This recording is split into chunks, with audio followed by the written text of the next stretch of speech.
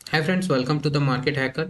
आज एक profitable day था but still I am not happy क्योंकि मैंने आज रूल फॉलो नहीं किया। एक रूल क्या मैंने ब्रेक करा कि दो लॉट है, एक इंट्राडे पे और एक नॉर्मल। अगर ये नॉर्मल मैंने होल्ड करने के लिए सोच कर लिया था कि एंड तक होल्ड करूंगा या कल भी ले जाऊंगा, लेकिन स्टिल मैंने निकाल दिया क्योंकि मेरे दिमाग पे डर हावी हो गया था for a fraction of second. तो वो भी मैं एक्सप्लेन करूंगा क्यों एंट्री लिया, कब एंट्री लिया। प्री मार्केट एनालिसिस का आपने वीडियो ऑलरेडी देखा होगा, आज का या कल का भी मैंने डाला था। और मूवमेंट लगभग वैसे ही रहा, बहुत अच्छा प्रिडिक्शंस था और अच्छा मूवमेंट भी था। आप देखो यहाँ मुझे एक प्रॉफिट है। अब ये ऑर्डर कब कब पंच हुआ है वो देख लो। 9:30 पे मैंने पंच किया, 9:32 पे मैंने पंच किया है, 9:32 पे, और मैं एग्जिट कर रहा हूँ 11:32 पे। मतलब 2 घंटे का होल्ड टाइम। यूजुअली मैं इतना लंबा होल्ड नहीं करता हूँ, लेकिन होल्ड किया तो क्यों किया, उसके पीछे एक लॉजिक थी। वो लॉजिक मैं आपको एक्सप्लेन करता हूँ। सबसे पहले आ जाओ एंट्री लेवल पे। एंट्री लेवल पे अगर आप देखोगे, ये 3 मिनट 1 मिनट का इंडेक्स चार्ट है। इंडेक्स चार्ट को खोल लेते हैं और यहाँ पे जो है ये हमारा हो गया 9:15, हो गया 9 जैन, ठीक है। और ये मेरा टाइमिंग है 9:32, 9:32 करीब करीब।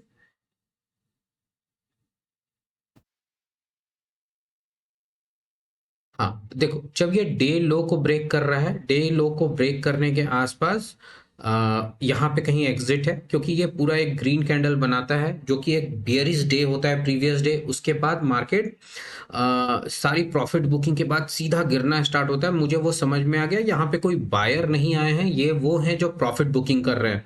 प्रॉफिट बुकिंग के बाद जैसे ही इसको लो टच करता है, मैं यहाँ पे ऑप्शन में एंट्री ले लेता हूँ। एंट्री लेने के पीछे दो बड़े मकसद हैं। ये तो आप देख रहे हो 3 मिनट टाइम फ्रेम का चार्ट।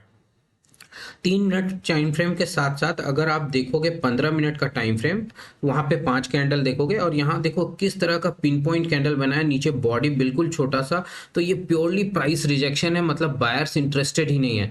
तो यहाँ पे नीचे का ट्रेड बहुत अच्छा मिल सकता था, लेकिन आप देखो लगभग 1 घंटा ये ऊपर नीचे करता रहा। ये बहुत डरा रहा था, बहुत मुश्किल था यहाँ पे होल्ड करना।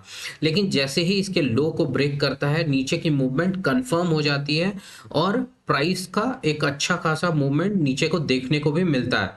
लेकिन प्रॉब्लम कहाँ आया, मैं जैसे ये ट्रेड लेने के बाद जो मैं होल्ड कर रहा था, वो होल्ड करने की लॉजिक ये बड़ा कैंडल ही था।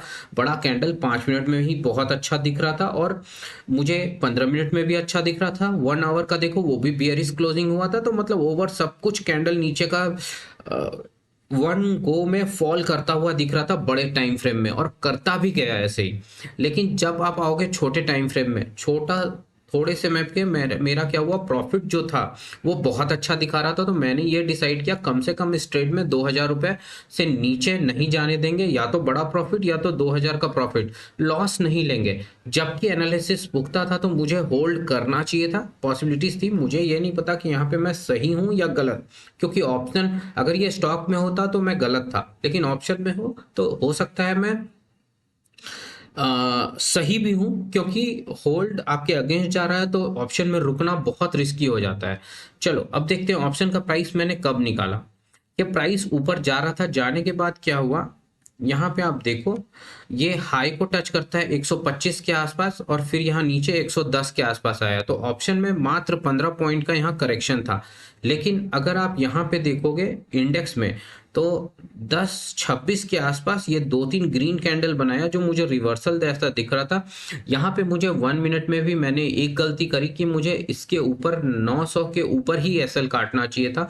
900 के ऊपर से पहले पोजीशन को स्क्वायर ऑफ नहीं करना चाहिए था। मैंने यहाँ पे पोजीशन स्क्वायर ऑफ कर दिया। टाइम है, हाँ टाइम भी देख लेते हैं एक बार। ये है 10:38, नहीं यहाँ पे मैं एग्जिट नहीं कर रहा हूँ, मैंने एग्जिट किया है 11:32। ओके, ये पूरा राइड किया था मैंने 1 मिनट में। लेकिन आप देखोगे तो नीचे और भी बड़ा मूवमेंट है, बड़े टाइम फ्रेम में बहुत अच्छा मूवमेंट है। ये वाला जो मूव ऊपर जाने लगा, तो यहाँ पे मैंने अपने पोजीशन को स्क्वायर ऑफ कर दिया, जबकि यहाँ पे भी मुझे नहीं करना चाहिए था। क्योंकि यहाँ पे देखो सेलर्स ऑलरेडी एक्टिवेट होंगे, क्योंकि इतना बियरिश मार्केट है, जिनको भी ये करेक्शन मिलेगा वो तो अंदर आएंगे ही आएंगे, नया सेल पोजीशन बनाएंगे ही बनाएंगे। लेकिन मैं इस चीज को उस वक्त नहीं समझ पाया। फियर मुझ पे हावी था और मैं निकल गया। आप टाइम फ्रेम, आप चार्ट देखना चाहो तो 1 मिनट देखो, 3 मिनट देखो, 3 मिनट में भी बेयरिश था, लेकिन निकल गए तो निकल गए, लॉस हो गया, लॉस नहीं मतलब बड़ा प्रॉफिट नहीं हो पाया, इट्स ओके, लेकिन लर्निंग है। आप देखो नीचे जो रेजिस्टेंस ड्रॉन है वहां तक धीरे धीरे प्राइस पहुंचा और वहां तक क्या उसके नीचे भी चला गया। मुझे नीचे से मतलब नहीं है, इस लाइन, इस रेजिस्टेंस लाइन से नीचे से कोई मतलब नहीं है कितना मूव हुआ, लेकिन मुझे जब मेरा एनालिसिस था 750 720 तक जा सकता है, तो मुझे कम से कम 700 ये वाला जो फॉल था यहाँ पे आकर होल्ड करने लगा, इस होल्ड को ऊपर एसएल लगा के यहाँ पे रुकना चाहिए था। ये यहाँ तक का मोमेंटम और एटलीस्ट 750 तक का कैप्चर करना चाहिए था।